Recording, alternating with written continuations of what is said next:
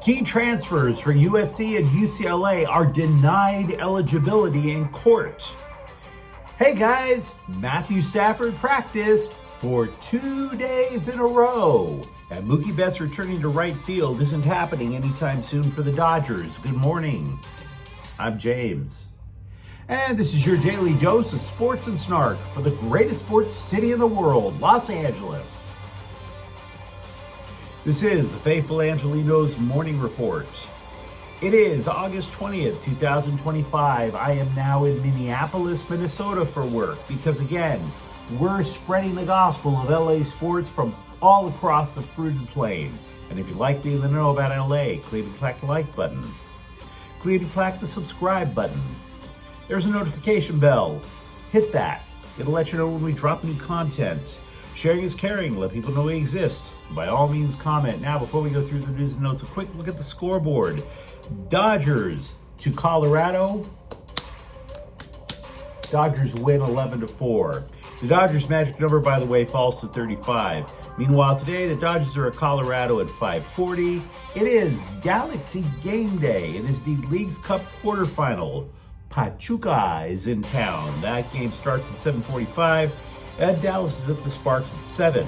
So, with that out of the way, what do you say we get to the news? Both USC and UCLA football were denied a potential starter for each of their offensive units, not due to injury, but due to the court system. Guard DJ Wingfield, who clearly would have started for the Trojans, and wide receiver Caden Robinson, who could have been Nico Iamaleva's top guy with the Bruins. Both were looking for a final year of eligibility. Both believed they had a final year of eligibility. The NCAA said nope. And the two players, and by the way, there have been others across the nation with the same dilemma, which we'll try to detail in a moment. These two players said the NCAA misinterpreted their own guidelines because both Wingfield and Robinson played for a while in junior college. They argued that the NCAA should have looked past that they have done so for other players. Then the lawyers in court argued that the NCAA decision violated antitrust laws. Now, I'm not a lawyer. I am not going to go that deep into the legal thinking. It's just that the judges weren't having it. Now, the players could appeal up to the Ninth Circuit. But even those arguments might not be heard in time for either of them to get on the field. So, in essence, they ain't playing. Now, what sucks for these two guys is that in some of the other instances, similar situations for other players, those other players did get their extra year. And as a result, a law professor told On3.com, quote, "This is another illustration of how inconsistent these rulings have been. Judges are clearly disagreeing with each other on a particular legal issue, whether the rules are commercial, and it's allowing some players to get an extra year and others not to, despite nearly identical relevant facts. This will be hopefully resolved in the next few months at the appellate level, but that won't help the players who justifiably feel like they're getting treated unfairly just because they unluckily drew the wrong judge," unquote. Now, I don't want to totally ignore how this impacts UCLA. If you recall last year's Bruins team, their offense was an utter abomination. But the Bruins also finagled multiple upgrades across the offensive unit. USC, on the other hand, oh boy, they were trying to rebuild their offensive line, and without an offensive line, if Jaden Mayava winds up getting clobbered, their season is toast. And if their season is toast, Lincoln Riley could be toast. So Wingfield would have solved a major problem because the Trojans lost, for example, both Emmanuel Pregnon and Mason Murphy to the transfer portal.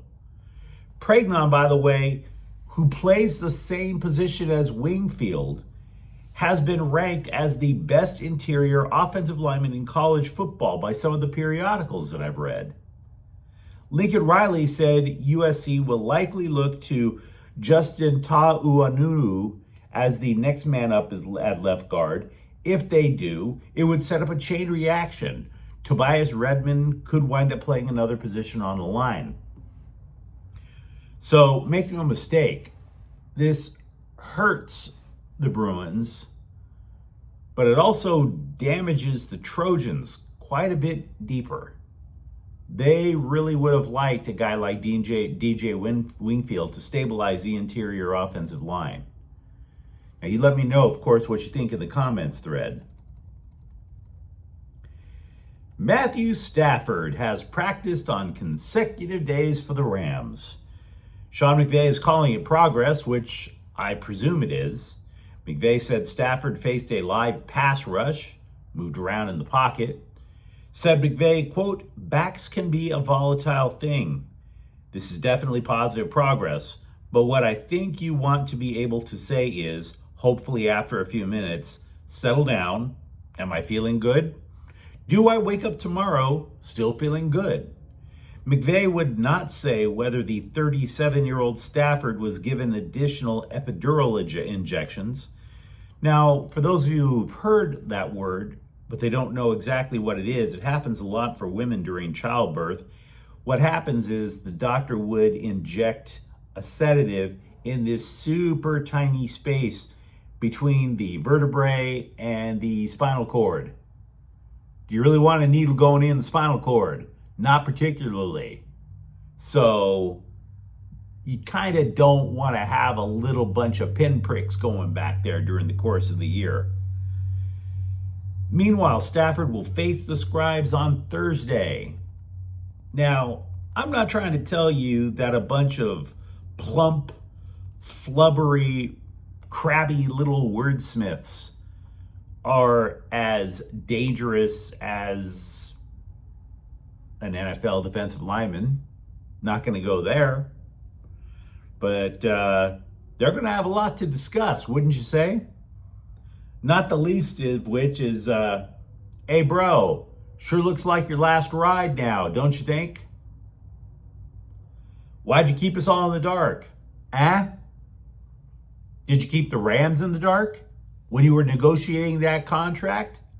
And I mean, the questions are going to become increasingly unfair and or mean. But you know, in my opinion, Stafford's going to kind of deserve it because he kept everyone pretty much in the dark about his condition. Maybe even his own team. Maybe. And millions of dollars were on that line for that. Mookie Betts had a chit-chat with Dave Roberts and Andrew Friedman, which sent Dodger bloggers and the social medias all into a frenzy. Did management ask Betts to go back to right field? After all, in right field, Teoscar Hernandez looks about as natural as your average Kardashian. Hernandez did not catch a ball in a fateful ninth inning that enabled Colorado to post a walk-off win Monday. But Betts said, no, that wasn't a topic at all. Betts said he wanted the higher-ups to know that he feels like his swing is finally comfortable. After stinking up the joint for 2/3 of the year, Betts has hit .333 with 2 homers in his last 12 games. Said Roberts, quote, "Mookie pops into my office all the time. I hope too much wasn't made of that," unquote. And I give it up to Roberts for knowing damn well everybody made too much of it. I appreciate that.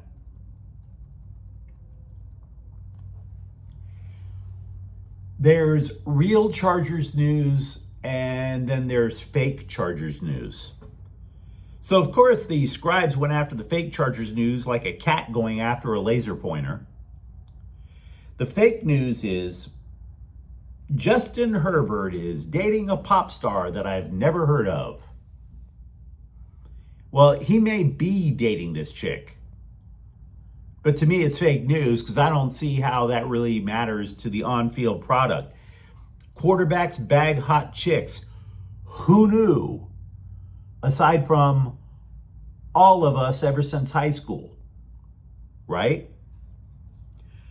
I'm just happy that I haven't heard of this chick, because the last thing I want when I watch a football game is another 9,000 cutaways to the pretty girl in the luxury box. We've gone through this, NFL. We don't need this to spread like a contagion. One is enough. And by the way, the girl in Kansas City, she's really not that hot. She's an adjustable 6.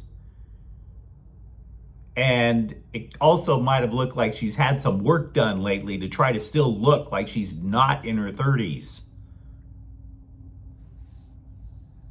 I don't need to look at the girl in the luxury box. By the way, I'm starting to think we should call the quarterback's girl the luxury box.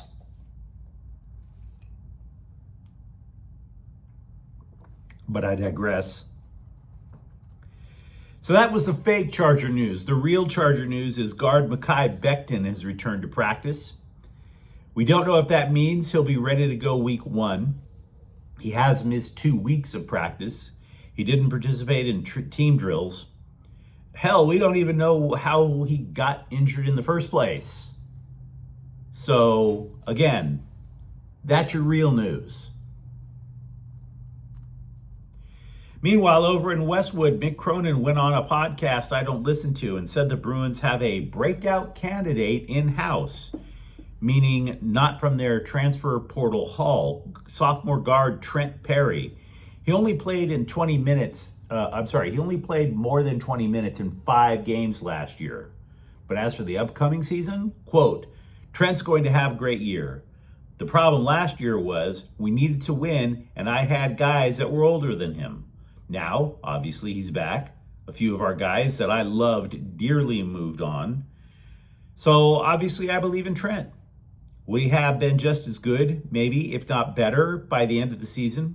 Yes, if he would have played more, unquote. And that, of course, from Mick Cronin. Thing is, though, Perry might not start this year either. It's going to depend on Cronin's lineup. Look, if he goes with a 2-guard lineup, Donovan Dent and Sky Clark are your starters. For Perry to get the nod, Cronin would have to go to a 3-guard lineup. John Wall, a former top pick back in 2010, has retired after playing 11 seasons in the NBA. He last played for the Clippers in 2023. Back as a rookie in Washington, he finished second in Rookie of the Year voting, by the way, behind Blake Griffin. How's that for a memory? By the time Wall got to LA, though, he was washed. He only played 34 games before he got traded back to Houston. That was only for salary cap purposes. He didn't wind up playing for the Rockets then. He was a 5-time All-Star, so understand, Wall could ball, just not in LA.